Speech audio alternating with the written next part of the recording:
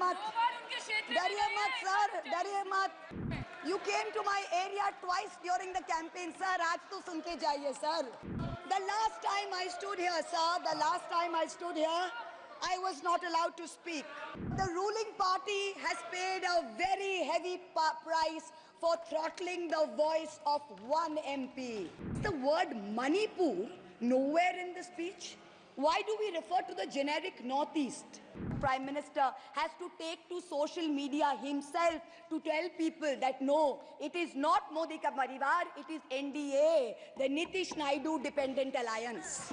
ये तुम लोगों के नाम जपो में पहले सा आराम नहीं, जबरदस्ती के जय श्री राम में सब कुछ है, पर राम नहीं. डरिए मत, डरिए मत सर, डरिए मत. दो बार आ गए sir. You came to my area twice during the campaign, sir. आज तो सुन के जाइए, sir. Never mind, my bad luck. Honorable Speaker, sir, Rahul. Said, Honorable Speaker, sir, my esteemed colleagues in this newly constituted 18th Lok Sabha, I stand here on behalf of my party, the All India Trinamool Congress. कोई बात नहीं, वो मेरे LOP है, वो मेरे LOP है, वो already मुझे सुन चुके हैं, वो मेरे LOP है. Honorable Speaker, sir, my esteemed colleagues, in this 18th Lok Sabha, I stand here on behalf of my party, the All India Trinamool Congress, to speak on the Honorable President's address. The last time I stood here, sir, the last time I stood here, I was not allowed to speak. I was not allowed to speak. आप लोगों ने let me finish. Dimple, let me finish. House Guys, order में आने की ignore. please. Let me finish. हाँ, जिसको जाना है, please जाइए, no problem. The last time I stood here, I was not allowed to speak. I was not allowed to speak. But the ruling party has paid a very heavy price for throttling the voice of one MP. मुझे बैठाने का चक्कर में जनता ने आपके 63 सदस्यों 63 जन को परमानेंटली बैठा दिया. You have gone down from 303 to 240. In my maiden speech in the Lok Sabha in June 2019, I spoke on the 7 signs of fascism that were taking over this country.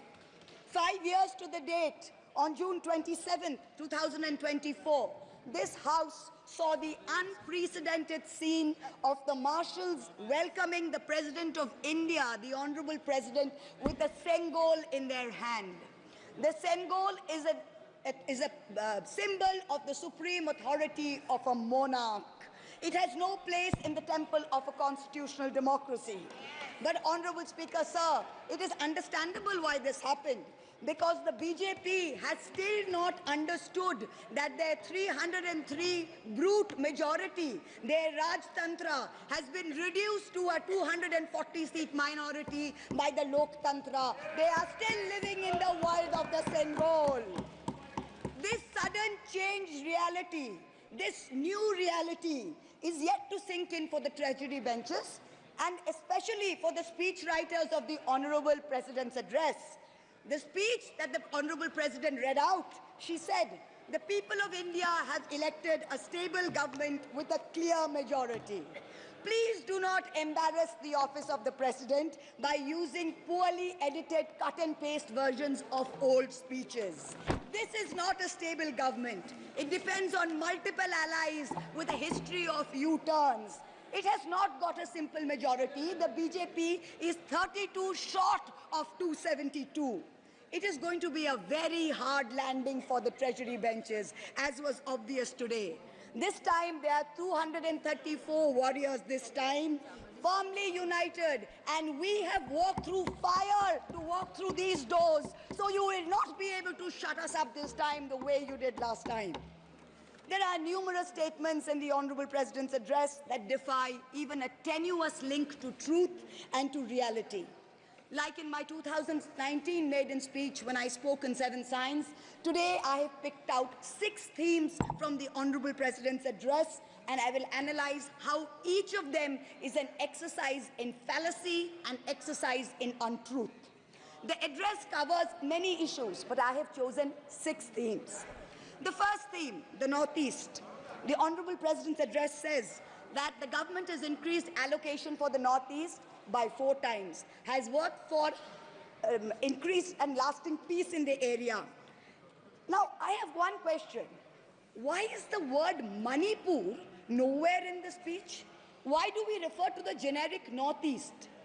During the Lok Sabha campaign, the BJP, the ruling party, the Honorable Prime Minister mentioned many words beginning with the letter M. Musalman, Mullah, Madrasa, Mughal, Mutton, Machli, Mujra, Mangal Sutra, but not once did they mention Manipur. We don't need to act east. The government says we want to act east. We don't need you to act east. Look east, walk east, and most important, embrace east. I stand here for my brothers and sisters of Manipur, and I quote the revolutionary poet Pablo Neruda. One morning the bonfires leapt out of the earth. One morning the bonfires leapt out of the earth, devouring human beings. And from then on, the fire. From then on, blood. Come, see the blood on the streets. Come, see the blood in the streets. Please go to Manipur, see the blood in the streets. The second theme in the President's address, women empowerment. The speech says, women in our country have been demanding greater representation in the Lok Sabha and Vidhan Sabhas, and today they stand empowered by the Women's Reservation Act. This is a complete untruth. Firstly, you conveniently delayed reservation for women in parliament because you actually fear women. Yes. You fear Nari Shakti. Yes. You want their support, but you certainly don't want us here. The 17th Lok Sabha had 78 women, 14.3%.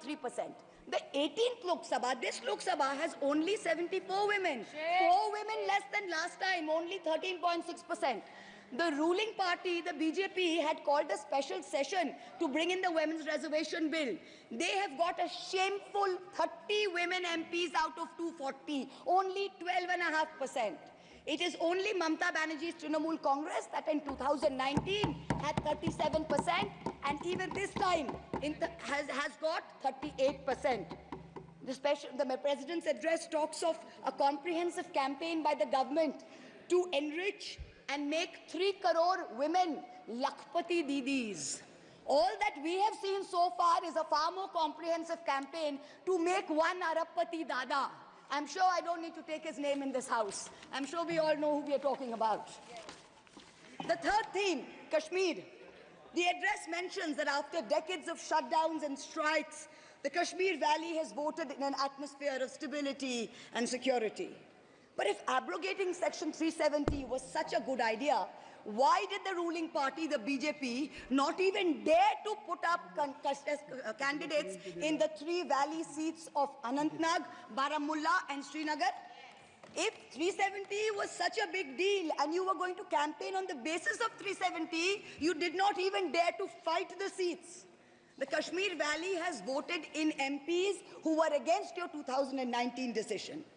You downgraded Ladakh into a union territory. You told them it was a temporary move. Today, 5 years later, the Ladakhis are still waiting. They have not got back their statehood. You have not given them a legislature. You have not included them in the 6th schedule. You have not given their demand of 2 separate seats of Leh and Kargil.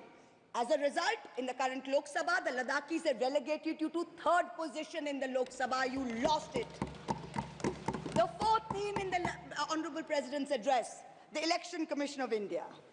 The speech expresses gratitude to the ECI for conducting the largest election in the world. With all humility, with no intent to denigrate the office of what used to be the august constitutional body of this land, let us as members of this opposition put on record that we won in spite of the EC, not because of it. The commissioners chosen by a government-dominated panel in willful disobedience of the Supreme Court turned a deaf ear to the most egregious violations of the Model Code of Conduct by the ruling party, by the Honorable Prime Minister with his hate-filled speeches and his divisive religion-based rhetoric. This country has been ashamed and disgusted by the language used against minorities during this campaign. This election will go down in history where an eager and compliant election commission turned a blind eye and a deaf ear against the excesses of the ruling party when the MCC was in effect. Opposition leaders were arrested, party accounts were frozen, ED and CBI even came into our election offices with impunity. Ultimately, the voters took charge and they said, "Bahut ho gaya. Enough is enough." The fifth theme, and here I have to commend the speechwriter's very dark, almost macabre sense of humor. The Indian Railways, aviation and infrastructure. The address says that work on the Ahmedabad-Mumbai bullet train is going on at a fast pace, and Indian Railways is doing feasibility studies for bullet train corridors in the north, in the south, in the east of India. Now I'm going to ask the government a question. Why are you, Honorable Chairperson? Is this a cruel joke? You are sanctioning 1,08,000 crores, 1,08,000 crores for one single Mumbai-Ahmedabad bullet train. A basic high-speed rail network costs 200 crores per kilometer. The Indian Railways is touting the Kavach anti-collision system. It's an automatic train protection system as the cheapest in the world, says 50 lakhs per kilometers is the cost. The total rail tracks in India is roughly about 126,000 kilometers. So the cost of covering all of India with Kavach is going to be 63,000 crores. All of India's Kavach costs 63,000 and one single Ahmedabad-Mumbai bullet train costs 1,08,000. Please look at the numbers. Last June in Balasore, 3 trains collided, 296 people died. The ministry said Kavach was not operational on that route. Last week, Kanchenjunga Express collided with a goods train in New Jalpaiguri. 10 people died. Again, the ministry said Kavach is not operational on the route. The Economic Times had a survey which said at the current level of funding, it will take 50 years for all of India to be covered under Kavach. And you're telling us about bullet trains. And please don't start shouting about what it was during Nehru's time. We don't know and we don't care. False equivalences cannot take the place of real body bags. The address mentions about how India is apparently the 3rd largest domestic aviation hub of the world. In truth, India's airports have become domestic hazard hubs. First in Jabalpur, then in Delhi, then in Rajkot. Newly constructed airports have canopies falling down, killing people. The newly constructed Rampath in Ayodhya has had 3 cave-ins in the last week. The Pragati Maidan tunnel is flooded. The Atal Setu has developed cracks. The Ram temple's roof is leaking. This is exactly what happens when infrastructure is poorly planned and rushed in order for photo opportunities by the supreme leaders. Yes. The sixth theme, competitive cooperative federalism. Honorable Chairperson, sir, the last decade saw the most brutal government-sponsored throttling of cooperative federalism that this country has ever seen. I speak for my own state of West Bengal. The centre has withheld 7,000 crores in Manrega funds. 17 lakh households have been deprived for work already done. It has held back 8,200 crores under the rural housing scheme, over 11 lakh houses sanctioned but not paid. Another 1,000 crores has been held back in pension and PMGSY. A total of 16,000 crores. When we went to meet the Rural Development Minister, we were dragged out by the Delhi police and bundled into prison vans. Last week, as a delegation, we went to meet with Atishi of the AAP, who was on hunger strike. Look at what is happening in the AAP government in Delhi today. The Aam Aadmi is in power in Delhi. There was a 1994 water sharing agreement which mandated Haryana to release 613 million gallons of water per day to Delhi. Haryana is run by the BJP government, and they have reneged on this agreement. They are releasing 100 million gallons less per day, as a result of which 28 lakh people in Delhi are having to go without water per day. This government's competitive cooperative federalism seems to be an exercise in how to compete on how to choke opposition-run states. भैया हमको बैठाना आप पे बहुत भारी पड़ा, हमको मत बिठाइए, बहुत भारी पड़ा आप पे, बहुत भारी पड़ा. The government spent the past 5 years. Honourable member, kindly address to the chair. The government spent the first 5 years in almost perfecting an elected autocracy. And by the end of 2023, this government had reached the pinnacle of their arrogance, where this parliamentary democracy was replaced by a monstrous super cult, the cult of the supreme leader, the non-biological leader born of the Paramatma, who stood in this house and proclaimed, "Ab ke baar 400 par, and ek akela kitno pe bhari pada." This was the turning point. This was the turning point when the destiny of the ruling party changed. Whether in Greek mythology, whether in Indian mythology, if you act with arrogance towards the gods, you will be punished. We have 33,000 gods in India, but in our democracy, the most supreme of them is the Ganadevata, the Lord of the people, and they have punished you. You may have formed a government again, but yours is a Pyrrhic victory, a victory which inflicts such a devastating toll on the victor that it is tantamount to a defeat. In Bengal, the supreme leader started his Vijay Sankalp Yatra on March 1st in the constituency of Arambagh, then came to Krishnanagar, then came to Barasat, ended on May 29th in Calcutta. मेरे ऊपर तो विशेष कृपा की उन्होंने, दो बार आए. The BJP lost all these seats. The Honorable Prime Minister did 23 campaign meetings in Bengal and lost in 20 seats. In Maharashtra, the Honorable Prime Minister campaigned in 18 seats. The NDA lost in 15 of them. Ek akela kitno pe bhari pada. In Punjab, he campaigned in Hoshiarpur, in Jalandhar, in Patiala, in Gurdaspur. The BJP lost all the 4 seats. Ek akela kitno pe bhari pada. In Rajasthan, he campaigned at Banswara with the most disgraceful references to Muslims. In outright violation of the law, the EC kept quiet. Not only did the BJP lose Banswara by over 2 lakh votes, the BJP, which had won 25 on 25 in 2019 and won the state government only months ago, came down to 14 seats. Ek akela kitno pe bhari pada. 3 states, Uttar Pradesh, Maharashtra and Bengal, account for 170 seats. That is exactly 1/3 of India. The BJP won in only 54 of them. Ek akela kitno pe bhari pada. In 2019, the Prime Minister, the Honorable Prime Minister, had taunted the now leader of the opposition by saying that he must have used a microscope to find that one single seat in India where the minority were in majority. Honorable Chairperson, sir, it is so ironic that today the majority needed no microscope to turn the BJP into a minority. जहाँ भी majority है, वहीं आप ही minority बन गए. आप तो घुस-घुस के मारने वाले थे ना, इस बार तो जनता ने घुस-घुस के मार दिया. The treasury benches have always claimed that the opposition lacked in hard work and in merit. We are all part of a Parivarvad. We are dynasts.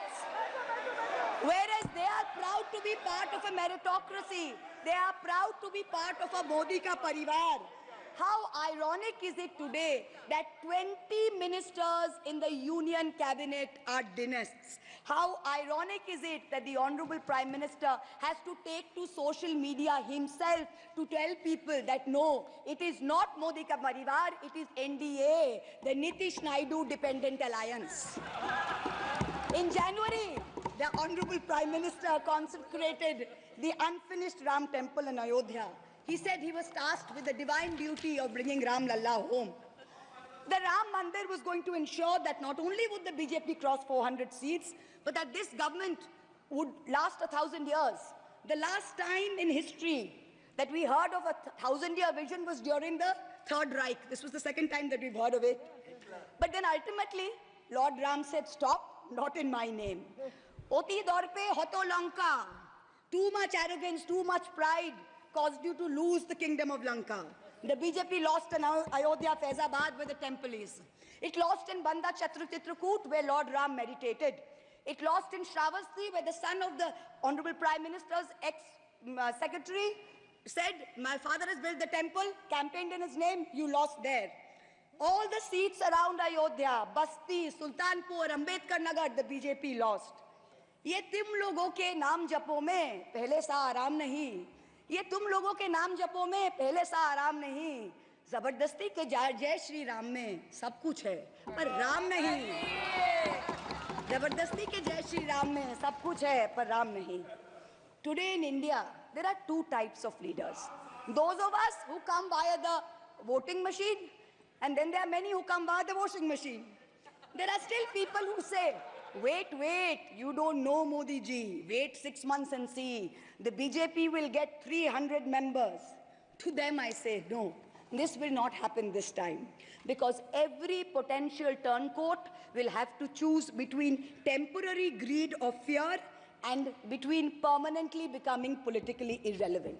So you can offer you can accept a temporary offer of a ministry, you can accept a temporary settlement of an existing trumped-up CBI or ED case, and you can switch parties. But when you go back to the electorate will punish you. Most turncoats have been punished by the electorate.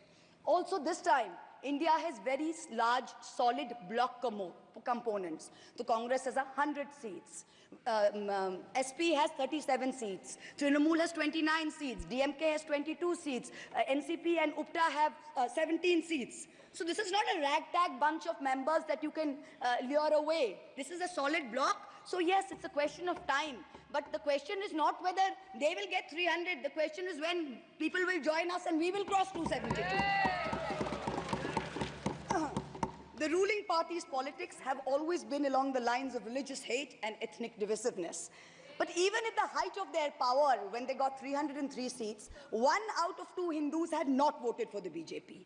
This time, even in their core Hindi heartland, their core voters have deserted them. The Muslims in India, over 250 of them, called infiltrators, called terrorists in the land of their birth, waited silently, patiently, and bided their time. And in one voice during this election, in every state, they stood up and they told the government, and I quote the poet Puneet Sharma, "Hindustan se mera seedha rishta hai. Tum kaun ho be? Tum kaun ho be? Kyun batlau tumko kitna gehra hai?" The Dalits, whom the BJP paid lip service to for so many years, realized that even the talk of 400 seats meant that Baba Sahib Ambedkar's constitution was in danger, and they deserted the party. The Marathas, whom the BJP coalition had tried so desperately to woo, realized that their promises were worth nothing. The BJP and its allies lost 7 out of 8 seats in Marathwad. The Jats, the careers of their youth at risk with this ill-conceived Agniveer scheme, their farming livelihoods threatened, their female wrestlers manhandled. They vented their ire at the ballot box. Ultimately, it was the BJP's policies of exclusion, not inclusion. You wanted to exclude everybody, and that was your undoing. You didn't need Muslims. You trampled on Dalits. You ignored farmers. You ignored Jats. You marginalized Kashmiris. Well, they consolidated their voice during this election pan-India, and today they don't need you. That's the message they've given you during this election. ये देश ही अपना हासिल है जहां राम प्रसाद भी बिस्मिल है. मिट्टी को कैसे बांटोगे? सबका ही खून तो शामिल है. That's what they said. You can't divide us. You can't do it anymore. This new India, this new frame of reference is going to be very hard for a lot of interest groups. Perhaps the first casualty is the legacy media. The Godi media was its own worst victim. The brown-nosing TV anchors and online trolls lied, spread fake information, amplified the government's propaganda. So-called psephologists who actually had printing contracts from the government of India were on TV 24/7 acting like the election was a done deal. There was no need for voting. The BJP had already won. Media moguls organized conclaves where they prostrated themselves before the Vishwa Guru. Anchors used staged interviews and set up scripts. In short, the media had lost all credibility. So when you asked the people during surveys which way they voted, they didn't trust you and they didn't tell you the truth, which is why you got it wrong. Ram Kamal Jha, the editor of the Indian Express, remarked that some media owners were so comfortable on their knees that it hurts to stand up. To them we say, please stay where you are. There is a new generation of journalists in India today with spine, with integrity, and with courage. Media, you have done your best to silence with fake cases and attempts and censorship, but they have survived and they will thrive in the digital space. I will also touch upon another pillar in our democracy, the judiciary. 2 days ago, the Honorable Chief Justice of India, while on a visit to Calcutta, remarked that judges were not deities. They are here to dispense justice with compassion. Just as one can't be partly pregnant, you either are or you're not. Justice and democracy too must be absolute. They cannot partly be in effect. The retirement age for High Court justices is 62, and the retirement age for Supreme Court judges is 65. Now, this has unfortunately contributed to High Court judges kowtowing to the Supreme Court Collegium and to the government for a last-minute elevation to be able to serve for 3 more years and then qualify for further sinecures, such as the head of the Lokpal, the head of the National Human Rights Commission, chairman of various tribunals. It has come to such a state that opposition leaders framed in politically motivated cases are denied and bail and denied justice simply because judges are even scared to touch their case for fear of offending the government. Today I say, the poorest people in India who have perhaps the most to lose from offending the government in power, they have shown spine and risen to the occasion. Your lords and ladyships, heed thy inner voice, have a spine, rise to the occasion. 7 months ago, on the 8th of December, this house was transformed into a Kurusabha, presided over by a blind Dhritarashtra, where Dushashan Darbaris made every attempt to disrobe Draupadi. The ethics committee that voted to recommend my expulsion on the 9th of November, they voted 6-4, had 10 members and 1 chairperson. Of the 5 Lok Sabha members from the BJP, 4 have not returned to the House. The chairperson, a BJP member, has also not returned.